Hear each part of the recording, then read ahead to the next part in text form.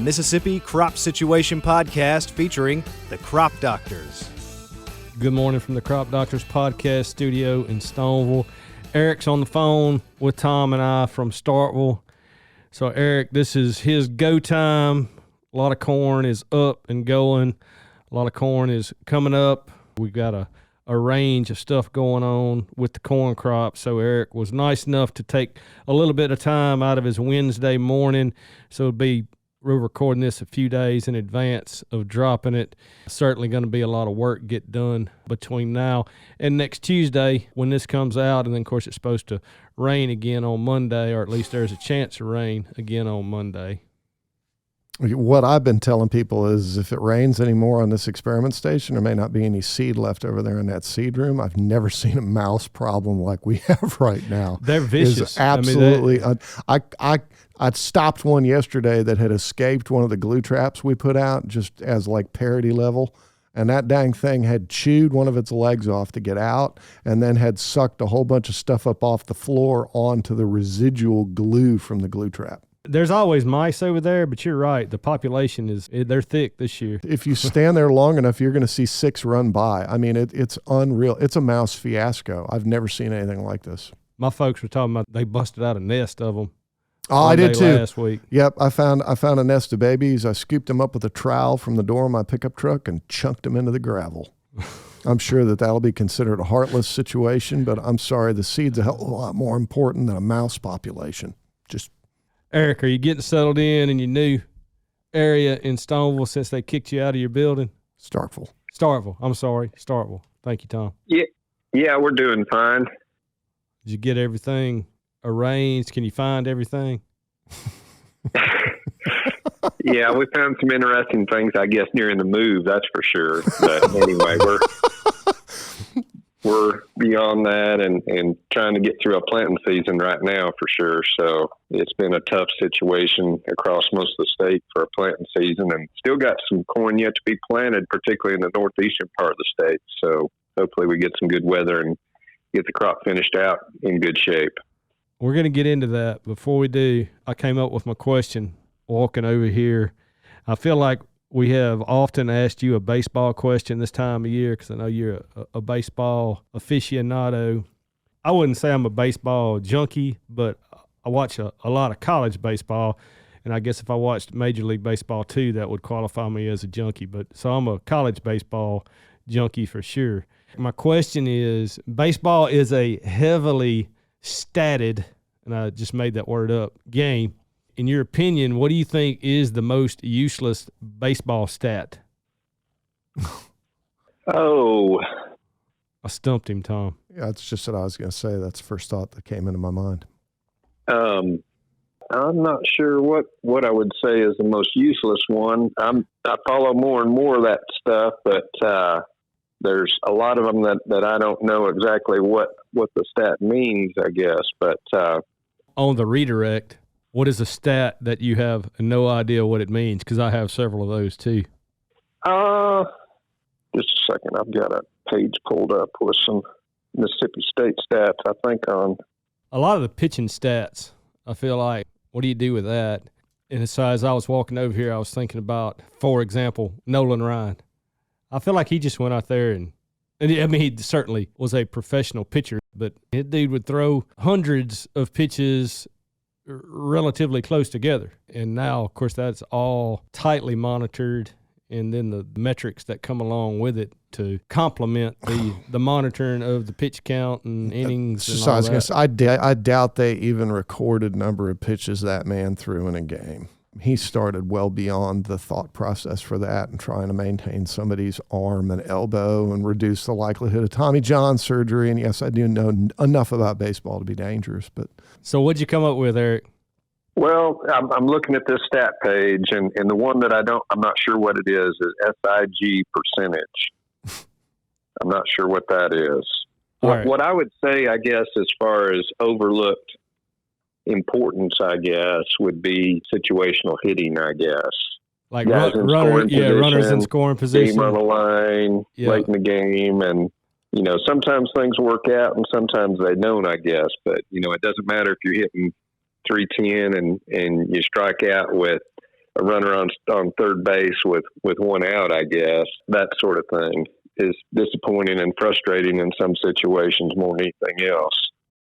We mentioned when we started, the corn crop's a little bit spread out right now because we did have some early planted corn, and then with the rain related stuff, cold temperatures, things like that, planting is kind of dragged on maybe a little bit longer than what we wanted to. So I guess start off, just tell us kind of where we're at in the state for corn, and then we'll get into some specifics of what you've been hearing and seeing about the problems that we're encountering.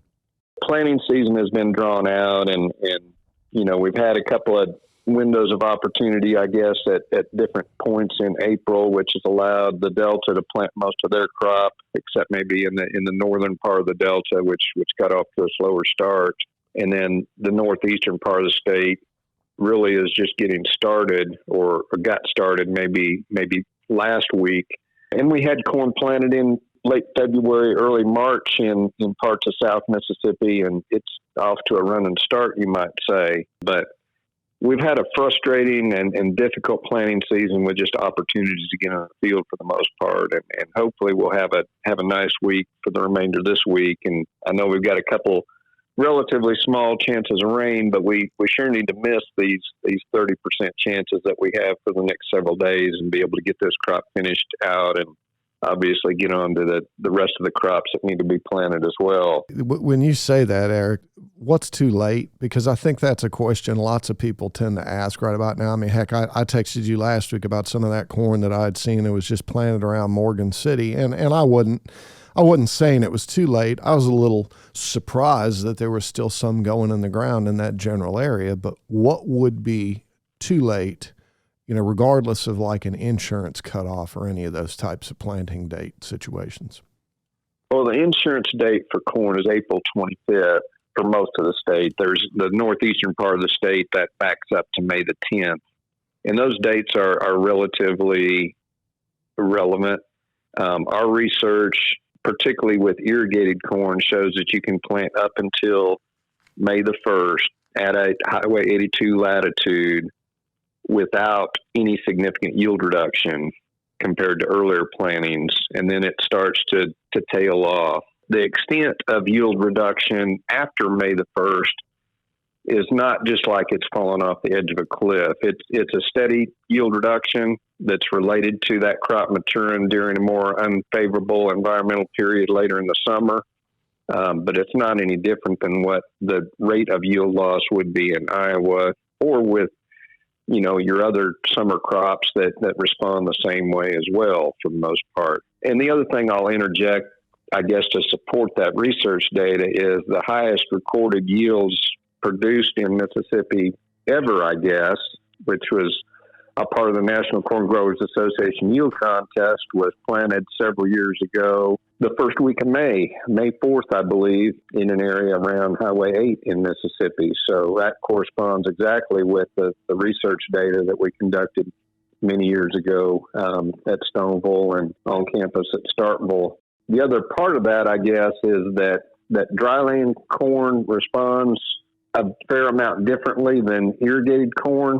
The yield response associated with late plantings is almost a linear decline with dryland producers.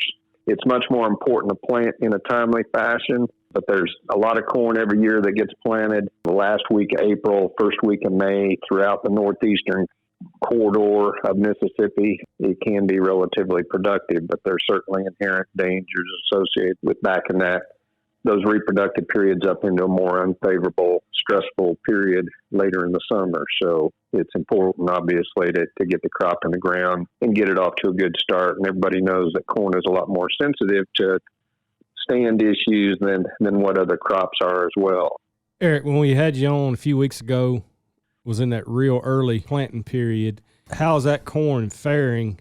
And then related to that, we've talked before, and oftentimes some of the corn that gets planted later than that super early period, so maybe end of March versus 1st of March, often does better, particularly in the seedling stage. So how's that super early corn doing?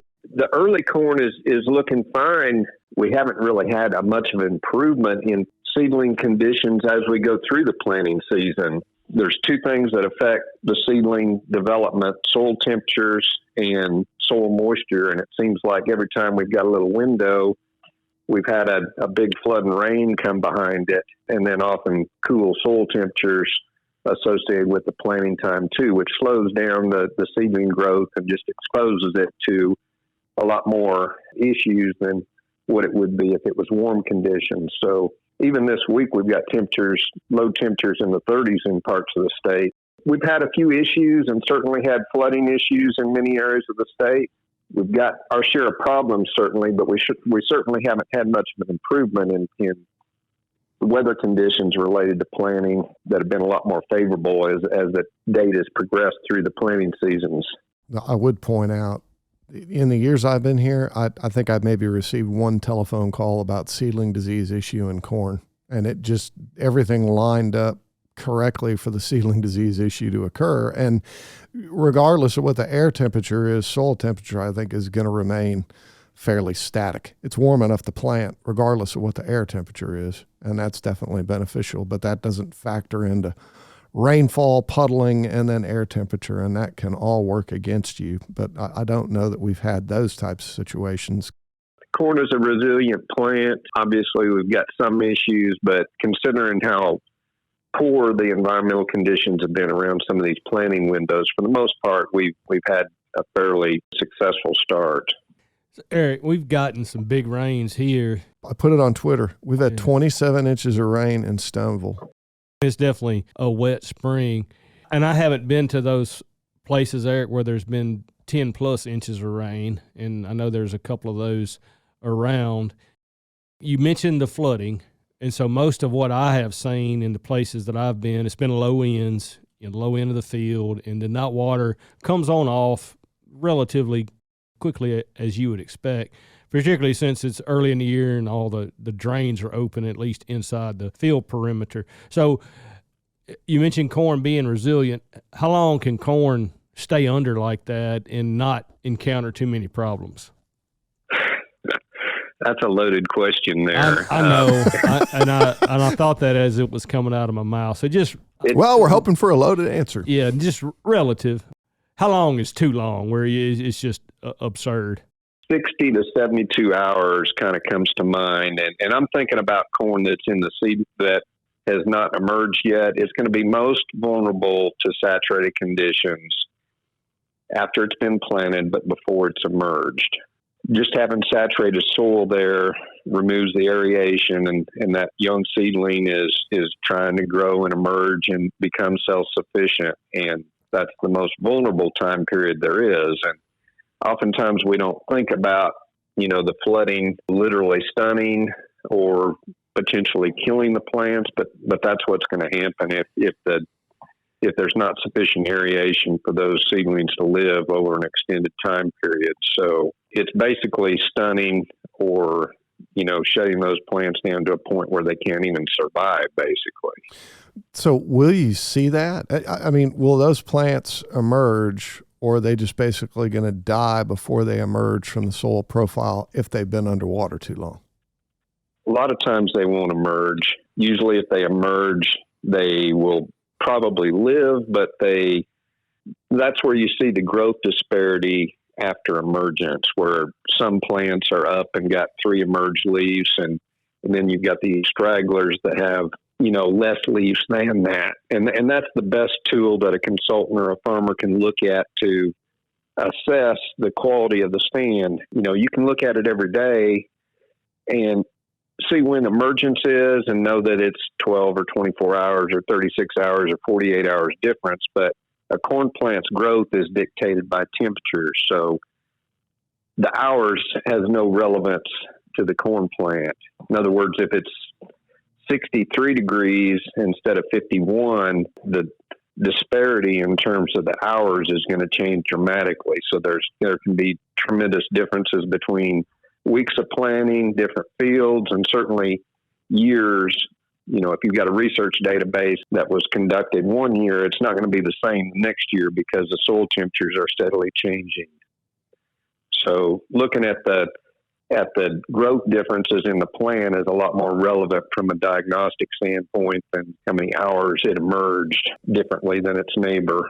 The things I've been called about so far, Eric, feel like the paraquat drift has ticked up a little bit this year, and that often happens when we get a extended planting time with our grass crops, and we're getting beans in, we're getting cotton in that are in close proximity to those. A couple of them that I've seen have been pretty severe, fortunately relatively small areas. What else are you going to the field and looking at and talking to people about?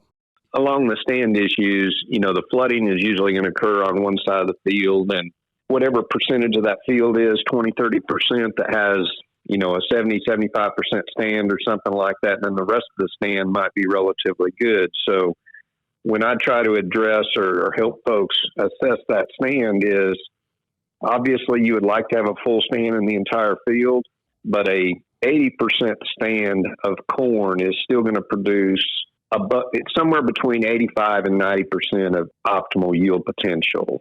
Obviously, you wouldn't like to lose 20% of your stand, but if you've got that type of stand reduction in only 20% of the field, your best decision is probably going to be to keep that entire field instead of destroying the whole field and starting over. The other question that comes to mind is, what if I go back out there and supplement that portion of the field, that 20% of the stand, with an additional planting to try to bring it up to speed? And we've also conducted research to address that. And planting into a partial stand is a huge problem. You're never going to achieve more than about 85% of an optimal yield potential if you plant into a partial stand, regardless of how many plants are left out there. So it's always better to kill an existing stand with a herbicide and restart clean if you need to replant. I could hear you in my ear yesterday saying that as I was spot planting my sweet corn. What else is coming up, Eric? I know before we started recording, you talked about some erosion issues and some of those things you've had telephone calls about. We've had a few issues or a few phone calls from consultants and growers about places where they've got huge pounding rains, may have had fresh beds, or certainly sandy soil is normally involved where there was heavy erosion of beds at some point after planting. What happens, I guess, to put it all in perspective, when a corn seedling begins its growth process, it shoots a shoot up from the seed that's called the mesocoel, and it elongates up towards the soil surface. When it senses light at the soil surface, it notices that and says, this is where I need to put my nodal roots in the crown of the plant in order to optimize development. So it does that, and then it continues developing the shoot up above ground. And the problem is, if that soil at the soil surface washes away, those nodal roots typically form about 3/4 of an inch or so below the soil surface. And if that 3/4 of an inch is washed away and exposes those nodal roots where they can't get started growing normally, that develops into a huge problem later on.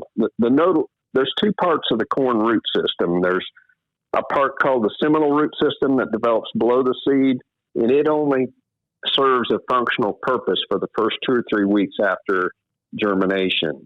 The primary part of the root system is called the nodal root system. It develops above the seed. It provides all the water and nutrient uptake during the season and provides a lateral support for the stalk, anytime after it gets more than 4 or 5 inches tall. Certainly provides that support, later in the season as well. So if the nodal root system is restricted because of a placement issue or an erosion issue in this case, where those roots are trying to grow into hard, dry, or crusted soil, that's a huge problem that often causes what we call rootless corn syndrome when the corn gets about 1 foot tall. And it normally occurs about that time period because the size of the stem starts to increase pretty substantially, got a lot more mass associated with the stem. A slight wind at that time period, if it doesn't have any nodal roots to provide lateral support, causes those stalks to blow over. And then the only thing holding them on is that mesocotyl shoot, where it comes from the seed up to the crown of the plant. And if that mesocotyl dries out or breaks, then that plant dies, basically. The development of those nodal roots becomes a real significant problem if there's heavy erosion or for some reason they didn't develop normally during this time period from emergence to, when the corn is a foot tall. And there's no recovering from that, right, Eric? I mean, that's going to be a problem for the remainder of the season. Yeah, that's a big problem. Hopefully, you get enough moisture, mild conditions, and those nodal roots take hold and get started growing. Everybody understands that in this case, particularly, that pulling some soil up against the base of the plants would be helpful. The problem with that from a practical standpoint is if you run a cultivator or something through the field and throw soil up towards the base of the plants, if they don't have any nodal roots to provide lateral support already, any soil that is redistributed up towards those plants is likely going to push them over and either bury them or cause more issues than it would be otherwise. It's just not practical to think that you're going to be able to throw soil up against the base of the plants and replace that inch of soil that was lost because of soil erosion, likely. In theory, that would work, but in practical terms, that's not very likely that you'll be able to do that and keep those plants erect. They're already fairly vulnerable to that, and I cultivated way too much corn back in the day without a guidance system on the tractor, by the way, to know that if you get off just a little bit in terms of using something, a cultivator type tool that was pulling soil towards those corn plants, that things can go south pretty quickly, basically. Eric, we thank you so much for the time this morning. I know it's a crazy time of the year for us and for everybody involved. So that's what we're here for. If folks have specific questions, please pick up the phone and call and ask. I mean, there's no question that's too dumb. It's important to ask all of them, especially now. Eric, man, we appreciate it. Okay, thanks a lot. The Mississippi Crop Situation Podcast is a production of Mississippi State University Extension.